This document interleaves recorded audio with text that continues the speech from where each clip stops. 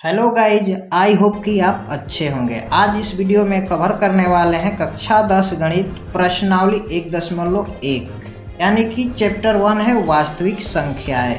ठीक है, आज हम लोग जानेंगे वास्तविक संख्याएं क्या होती है और ये कितने प्रकार के होते हैं। ठीक है, देखिए इस प्रश्नावली को सॉल्व करने से पहले इस चैप्टर के बारे में कुछ बेसिक हम आपको बताना चाहेंगे, लेकिन आप बेसिक नहीं देखना चाहते हैं तो आप वीडियो को स्किप करके आप क्वेश्चन को डायरेक्ट देख सकते हैं। लेकिन देखिए, हमारा वीडियो बनाने का मकसद ये है कि आप कुछ भी हमसे सीखिए, यानी कि उसको सीखिए ऐसा कि दूसरे को आप सिखा सकते हैं। हो सकता है कल आने वाले समय में आपसे कोई, हो सकता है आपका बच्चा हो या कोई भी आपका भाई भी हो सकता है, पूछ सकता है कि वास्तविक संख्या क्या होती है, कितने प्रकार की होती है, इसके बारे में समझाइए। आप कैसे समझाइएगा, है ना। इसके बारे में आप बेसिक से जान लेंगे तो आप, हो सकता है आप टीचिंग लाइन में भी जाएंगे तो किसी को समझाने में आपका लिए हेल्प होगा। ठीक है, इसीलिए हमारा मकसद है ये चीज़ों को रटवाना नहीं, इसे बहुत अच्छा से समझाना। ठीक है, इसलिए आप इसे समझ जाइए और जाकर आगे देखिए। ठीक है, यहाँ पे देखिए संख्या सबसे पहले लिखेंगे, संख्या के बारे में जानेंगे कि संख्या आखिर कितने प्रकार की होती है। ठीक है, यहाँ पर देखिए संख्या 2 प्रकार की होती है। हम लिखते जाते हैं, ध्यान से देखिएगा। ठीक है, वीडियो को स्किप कीजिएगा तो समझ में नहीं आएगा। ठीक है, तो संख्या 2 प्रकार की होती है। एक होती है वास्तविक संख्या। ठीक है, क्या होती है? वास्तविक संख्या। और एक होती है काल्पनिक संख्या।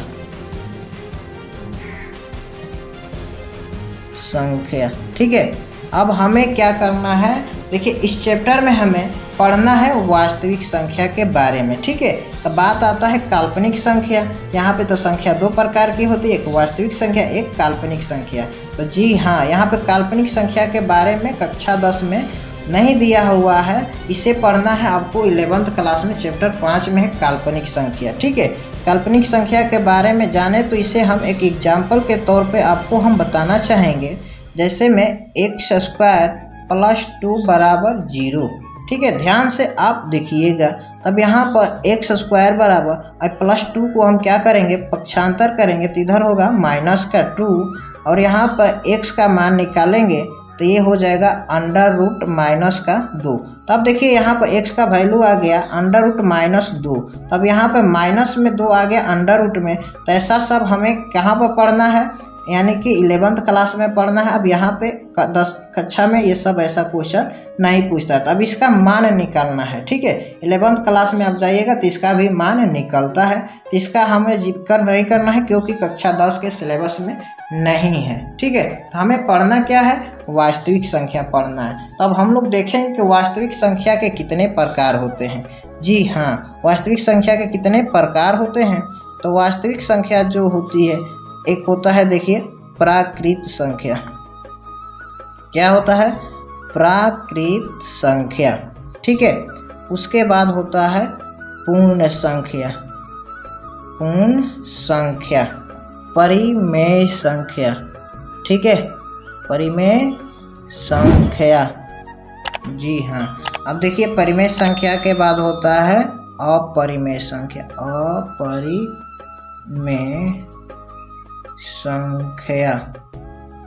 ठीक है, अब अपरिमेय संख्या के बाद होता है पूर्णांक संख्या। क्या होता है जी? पूर्णांक संख्या। ठीक है, यहाँ पे देखिए वास्तविक संख्या के प्रकार होते हैं प्राकृत संख्या, पूर्ण संख्या, परिमेय संख्या, अपरिमेय संख्या और पूर्णांक संख्या। तब इसके बारे में हमें डिटेल से जानना है। तब आप सोच रहे होंगे इसका हम डिफिनीशन बताएंगे, ये बिल्कुल गलत आप सोच रहे हैं। हम इसका डिफिनीशन नहीं बताएंगे, इसको हम शॉर्ट फॉर्म में हम आपको जो इम्पोर्टेंट है, आपके लिए जानना जरूरी है, वही चीज़ें हम आपको बतलाएंगे। तो देखिए सबसे पहले हम लिखेंगे प्राकृत संख्या। क्या? प्राकृत संख्या। ध्यान से एकदम देखिएगा, चीज़ें आप सीखे हुए हैं लेकिन फिर से हम उसे क्या कर रहे हैं, रिपीट कर रहे हैं ताकि आप फिर से उसे जान लें। ठीक है, तब देखिए प्राकृत संख्या क्या होती है। प्राकृत संख्या को हम कैपिटल N से प्रदर्शित करते हैं, यानी कि कैपिटल N जहाँ पर रहेगा तो समझ जाइएगा वो क्या है, प्राकृत संख्या। इसको इंग्लिश में बोलते हैं नेचुरल नंबर। क्या बोलते हैं? Natural number. अब इसे हम देखें तो ये प्राकृत संख्या एक से स्टार्ट होती है और अनंत तक चली जाती है। एग्जाम्पल स्वरूप होता है 1 2 3 4 5 डॉट डॉट डॉट डॉट, यानी कि इन्फिनाइट, यानी कि अपरिभाषित, अनंत तक। क्या? अनंत तक जाती है। यानी कि प्राकृतिक संख्या जो होती है 1 से स्टार्ट होती है, ये सीधे अनंत तक चली जाती है। ऐसे हमारा जीवन समाप्त हो जाएगा, लेकिन ये प्राकृतिक संख्या कभी भी समाप्त नहीं होती है। ठीक है। उसके बाद होता है दूसरा पूर्ण संख्या। क्या होता है? पूर्ण संख्या। पूर्ण संख्या के बारे में हम जानेंगे, पूर्ण संख्या क्या होती है। तो देखिए, पूर्ण संख्या को हम इंग्लिश में W से डिनोट करते हैं, यानी कि प्रदर्शित करते हैं। ठीक है, W से प्रदर्शित करते हैं पूर्ण संख्या को, और इसे इंग्लिश में बोलते हैं होल नंबर। क्या बोलते हैं? होल नंबर बोलते हैं। तब यहाँ पे पूर्ण संख्या याद करने का एक ट्रिक है, 0 + n। 0 + n क्या है? इसका एक ट्रिक है। इसका मतलब क्या? 0 + n का मतलब नेचुरल नंबर, यानी कि नेचुरल नंबर में हम केवल शुरू में 0 लगा देते हैं, वो संख्या क्या बन जाती है? पूर्ण संख्या बन जाती है। जैसे में देखिए 0 1 2 3 4 5 डॉट डॉट डॉट डॉट, ये भी अनंत तक चली जाएगी। ठीक है, यानी कि पूर्ण संख्या भी है, क्या होती है? 0 से स्टार्ट होती है, ये सीधे अनंत तक चली जाती है। ये भी संख्या कभी खत्म नहीं होती है। ठीक है। अब होती है परिमेय संख्या। क्या है? परिमेय संख्या। ध्यान से एकदम देखिए, ये टॉपिक जो है काफ़ी इंटरेस्टिंग है, इसे आप मिस ना कीजिएगा। ठीक है। परिमेय संख्या किसे कहते हैं? परिमेय संख्या को हम इंग्लिश में रेशनल नंबर बोलते हैं। क्या बोलते हैं? रेशनल नंबर, और इसे कैपिटल R से डिनोट करते हैं। ठीक है। तो अब देखिए परिमेय संख्या में क्या क्या टर्म एंड कंडीशन होता है, यानी कि परिमेय संख्या किसे कहते हैं। तो परिमेय संख्या को हम P/Q के रूप में लिखते हैं, यानी कि बोले तो अंश बटा हर के रूप में लिखते हैं। और क्या होता है इसका टर्म कंडीशन? Q ≠ 0 के बराबर, यानी कि जो हर होता है ये 0 कभी भी नहीं होगा। जब यहाँ पर 0 आ जाएगा तो संख्या परिमेय संख्या नहीं होगी। ठीक है। और एक कंडीशन सबसे बेस्ट है, यहाँ पे जब भी हम P व Q का HCF निकालते हैं तो उसका मान हर हाल में 1 आना चाहिए। क्या आना चाहिए? 1 आना चाहिए। परिमेय संख्या किसे कहते हैं? जो P/Q के रूप में हो और Q ≠ 0 के बराबर हो। और जब भी हम P और Q का HCF निकालते हैं, यानी कि मसा निकालते हैं, तो उसका मान हमेशा 1 आना चाहिए। ठीक है। क्या आना चाहिए? 1 आना चाहिए। जैसे में हम आपको बता देना चाहेंगे, अब 1/2, क्या एग्जाम्पल के तौर पे लेते हैं 1/2, देखेंगे क्या 1/2 परिमेय संख्या है या नहीं। तो यहाँ पर 1/2 एक परिमेय संख्या है। क्यों? क्योंकि ये P/Q के रूप को दर्शा रहा है। देखिए P/Q के रूप में, और Q ≠ 0, यहाँ पे देखिए Q यानी कि हर का मान 0 नहीं है। ये भी कंडीशन क्या कर रहा है? अप्लाई कर रहा है। अब 3 नंबर कंडीशन देखेंगे, इसका HCF, यानी कि दोनों संख्या का जब हम HCF लेंगे 1 आना चाहिए। जब 1 और 2 का हम HCF निकालेंगे तो इसका मान 1 आएगा। यानी कि ये तीनों टर्म एंड कंडीशन के अनुसार ये क्या है? सही है। ठीक है। इसलिए ये एक परिमेय संख्या है। अब देखते हैं क्या 2/6 यह एक परिमेय संख्या है या नहीं। ठीक है, 2/6 एक परिमेय संख्या है या नहीं। तो हम आपको बताना चाहेंगे 2/6 यह परिमेय संख्या नहीं है। क्यों नहीं है? क्योंकि यहाँ पर देखिए 2/6 को हम P/Q के रूप में लिख सकते हैं, बिल्कुल सही है। और Q ≠ 0, यहाँ पे Q का मान 0 के बराबर नहीं है, ये भी सही है। ठीक है। लेकिन यहाँ पे P और Q का HCF हमें 1 लाना है। तब देखिए 2 और 6 का जब HCF हम निकालेंगे तो यहाँ पर 1 नहीं आएगा, इसका HCF 2 आएगा। तो यहाँ पे क्या बोल रहा है? परिमेय संख्या में P और Q का HCF हमेशा 1 होगा, तभी जाकर वह क्या होगा? वह परिमेय संख्या होगा। तब यहाँ पे ये नहीं होगा तो इसका हम क्या करेंगे? सरलतम रूप लिखेंगे। क्या लिखेंगे? सरलतम, यानी कि न्यूनतम। इसे कटाएंगे 2 एकम 2, 2 तिहाई 6, यानी कि 1/3। अब ये जाकर निकल गया, ये क्या है? परिमेय संख्या है। याद रखिएगा, ऐसा भी क्वेश्चन रहता है तो ये एक बहुरूपिया है। क्या है? बहुरूपिया, यानी कि दूसरे का रूप लिया हुआ है। जो परिमेय संख्या नहीं है उसका न्यूनतम रूप, जो सरलतम रूप होता है, वही उसका परिमेय संख्या होता है, जैसा कि 1/3। ठीक है, उम्मीद करते हैं कि ये सब क्वेश्चन आपको समझ में आ रहा होगा। अब आता है अपरिमेय संख्या। क्या आता है? अपरिमेय संख्या। ठीक है, ध्यान से देखिएगा। अब अपरिमेय संख्या क्या होती है? यानी कि जो संख्या परिमेय होती है, जो उसको छोड़कर, यानी कि परिमेय संख्या को छोड़कर जो भी संख्या बचती है उसे अपरिमेय संख्या कहते हैं। यानी कि इसे हम साफ साफ बोले तो, यानी कि अभाज्य संख्याओं का जब भी हम रूट लगा देते हैं तो सब क्या हो जाती है? अपरिमेय संख्या हो जाती है। जैसे यहाँ पर देखिए एग्जाम्पल के स्वरूप, यहाँ पे अभाज्य संख्या क्या होती है? 2, 3, 5, 7, 11, 13 ... बहुत सारी संख्या जो है अभाज्य संख्या, और इसका हम अंडर रूट कर देंगे यहाँ पे, तो ये सब संख्या क्या हो जाएगी? ये एक अपरिमेय संख्या हो जाएगी। ठीक है, क्या हो जाएगी? अपरिमेय संख्या हो जाएगी। जहाँ तक कि आपने क्षेत्रमिति में पाई का मान पढ़ा होगा, यहाँ पे पाई जो है ये भी एक क्या है? अपरिमेय संख्या है। ठीक है, क्या है? अपरिमेय संख्या है। पाई जब भी रहेगा आपका क्वेश्चन में, ये ऑब्जेक्टिव क्वेश्चन में आता है, इसे आप ध्यान से देखिएगा। पाई जो होता है अपरिमेय संख्या होता है, लेकिन जो पाई का मान होता है 22/7, कहीं कहीं 22/7 देता है।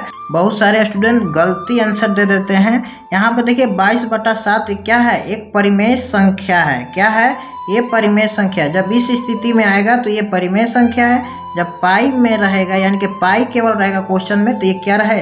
एक अपरिमेय संख्या है। तो इसे आप लोग ध्यान से देखिएगा, इसे मिस मत कीजिएगा, नहीं तो आपका 1 नंबर कट जाएगा। ठीक है, और आता है जैसे अपरिमेय संख्या में 0.1, 0.1, 0.01 ... यानी कि इस तरह भी ऐसी भी संख्या जो आती है, ये क्या होता है? ये अपरिमेय संख्या। क्यों? क्योंकि इसका कभी अंत ही नहीं होता है। ठीक है, तो ऐसी जब भी संख्या आएगा तो समझ जाइएगा कि ये सब संख्या क्या है?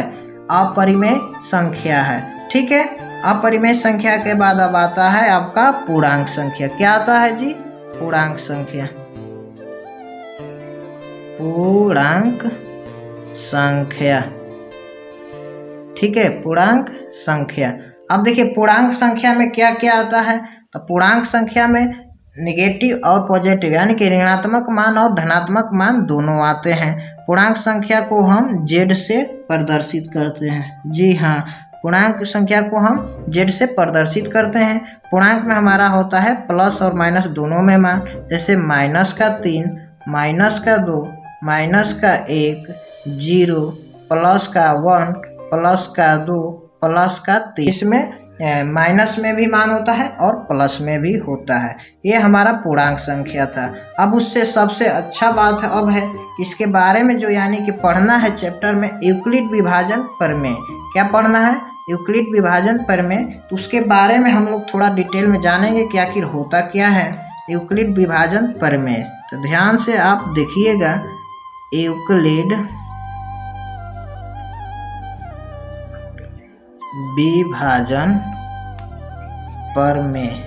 ठीक है, यूक्लिड विभाजन प्रमेय हमें पढ़ना है। तो यहाँ पे यूक्लिड विभाजन प्रमेय क्या होता है? A = BQ + R। यही आपका यूक्लिड विभाजन है। यहाँ पर इसका मतलब क्या? यहाँ पे एक और होता है फार्मूला, 0 से बड़ा होगा या बराबर होगा क्या? R, और R से बड़ा होगा B का मान। ठीक है, ये इसका एक फार्मूला है। ये भी ऑब्जेक्टिव क्वेश्चन में आता है, इसे ध्यान से देखिएगा। जो ये 0 है, 0 से बड़ा या बराबर होगा कौन सा? R, और R से बड़ा होगा क्या? ये B का मान होगा। तब हम इसके बारे में थोड़ा समझेंगे कि A, B और Q, R क्या है। ठीक है, हम मान लेते हैं 2 संख्या होता है। मान लीजिए एक संख्या हमने ले लिया 8 और एक संख्या ले लिया 6। तो जो बड़ा मान होता है उसे हम मानते हैं A। क्या मानते हैं? A मानते हैं। और छोटा जो मान होता है उसे हम B मानते हैं। तो यहाँ पर देखिए इसी फार्मूला पे क्या करना है? इस अंक को बैठाना है। दो हमने संख्या ले लिया यहाँ पर, जो सबसे बड़ा होता है उसे हम a मानते हैं, जो छोटा होता है उसे b मानते हैं। तो a की जगह पर लेंगे 8 और b का मान क्या है यहाँ पर 6 है, तो लिखेंगे 6। अब देखिए अब q और r का मान निकालना है, तो q और r का मान निकलेगा कैसे, आपको ध्यान से देखना है। देखिए यहाँ पर सबसे पहले क्या करेंगे, छोटी संख्या से हम बड़ी संख्या में भाग देते हैं, ठीक है। तो कितने बार में जाएगा, एक बार में भाग जाएगा, 6 एकम 6, यानी कि 8 में से 6 घटेगा 2, ठीक है। तो अब यहाँ पर देखिए, यहाँ पर q का मतलब क्या होता है, क्यूटेंट यानी कि भागफल। जो भागफल आया है तो भागफल कितना आया है, 1 आया है, तो यहाँ पर लिखेंगे 1 और प्लस r का मतलब होता है रिमाइंडर यानी कि शेषफल। तो शेषफल क्या आपका आया है, नीचे वाला भाग जो होता है यानी कि 2, इस रूप में लिख दिए, यानी कि इसी रूप में इसे लिखना है। क्या करना है, इसी रूप में लिखकर इसे सॉल्व करना है। यही आपका यूक्लिड विभाजन एल्गोरिथ्म है। उम्मीद करते हैं कि ये सब अभी तक जितना हमने बेसिक क्लास बताया आपको समझ में आया होगा। देखिए प्रश्नावली 1.1 का प्रश्न संख्या 1 है।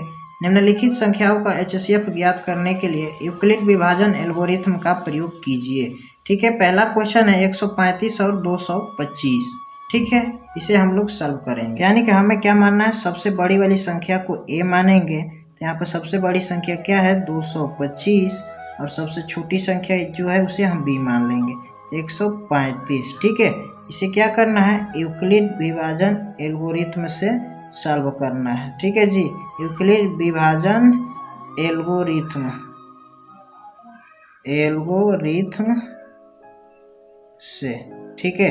इसे क्या करना है, सॉल्व करना है। यानी कि यूक्लिड विभाजन एल्गोरिथ्म का क्या फार्मूला होता है, a बराबर बी क्यू प्लस आर, यही इसका फार्मूला होता है, ठीक है। जहाँ 0 से बड़ा या बराबर r होगा और r से बड़ा क्या होगा, b होगा, याद रखिएगा हमेशा, ठीक है।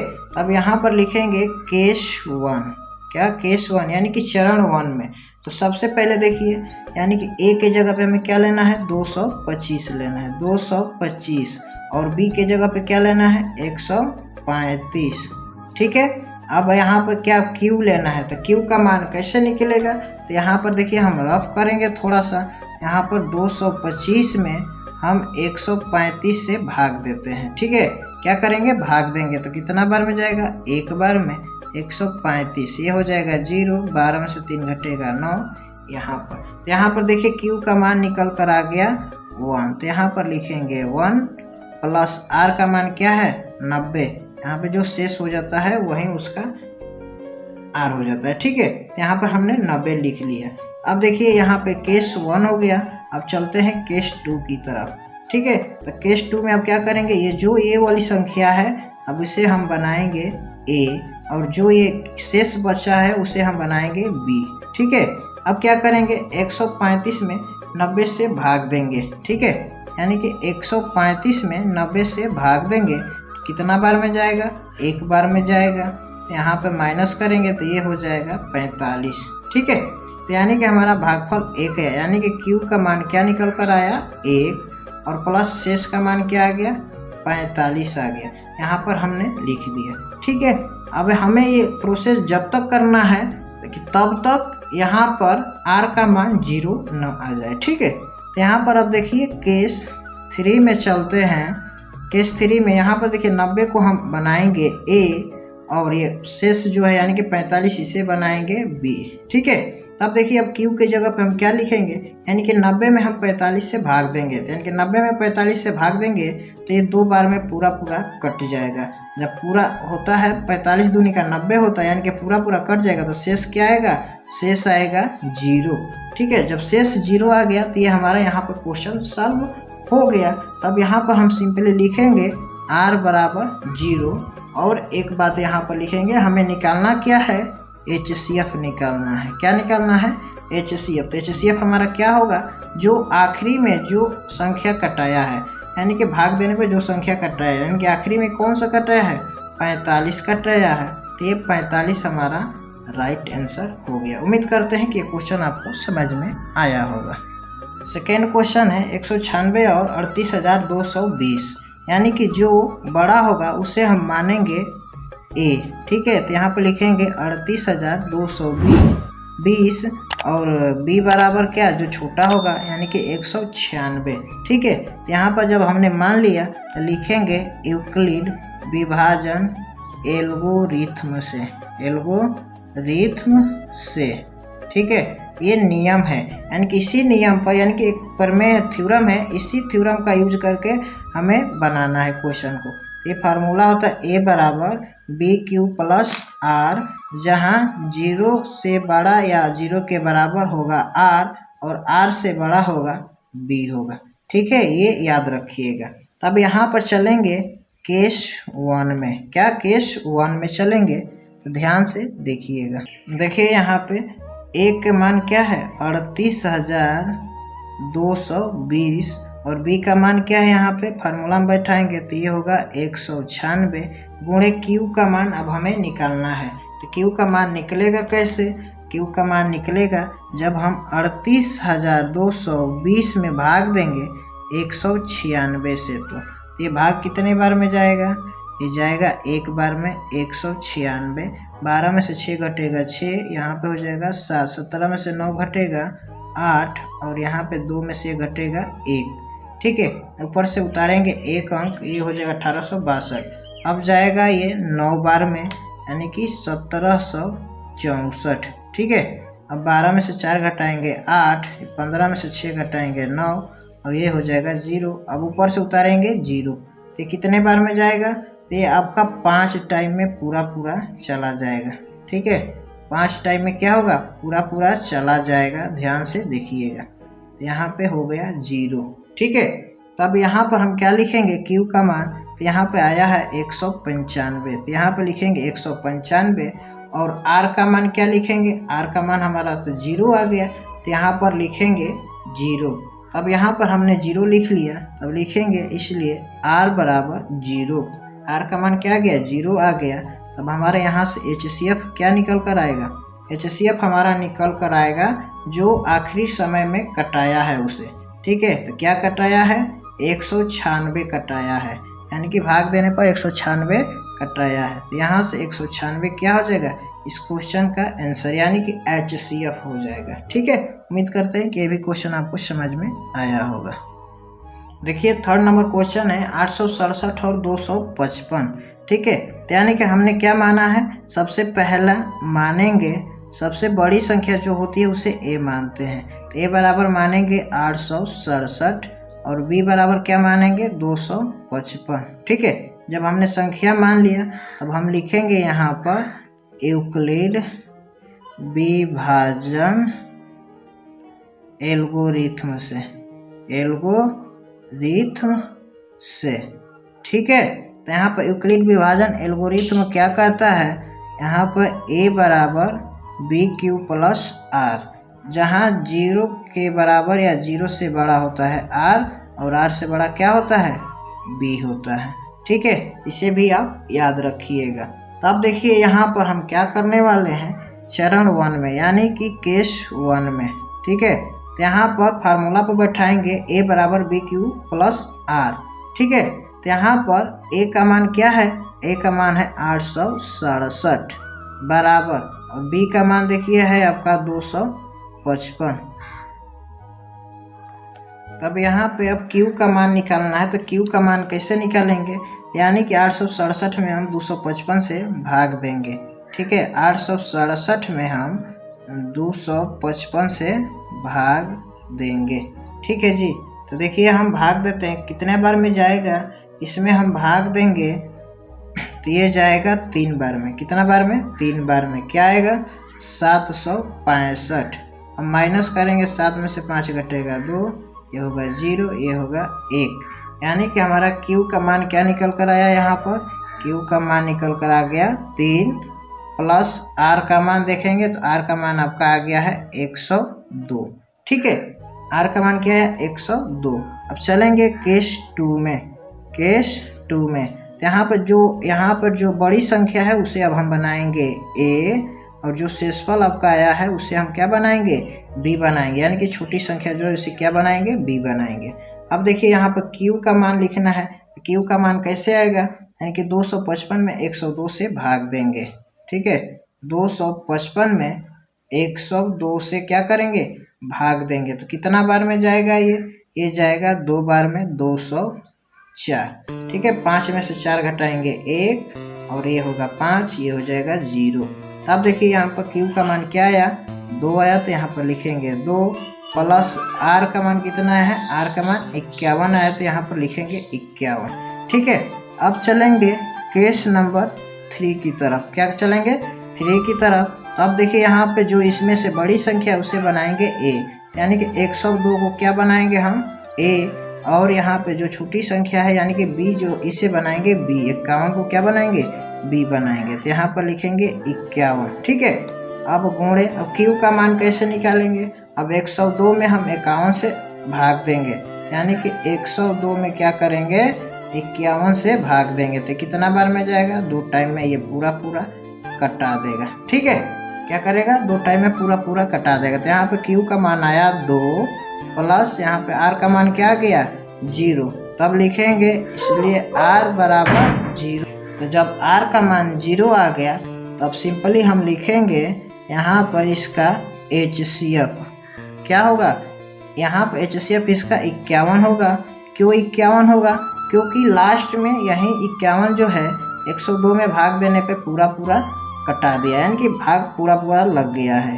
ठीक है, इसी संख्या से, इसलिए ये क्या हो गया, 51 इसका राइट आंसर हो गया। उम्मीद करते हैं कि ये सब क्वेश्चन आपको बहुत अच्छा से समझ में आया होगा। अगर नहीं भी समझ में आया तो वीडियो को 1 से 2 बार पॉज करके देखिए, जरूर समझ में आएगा।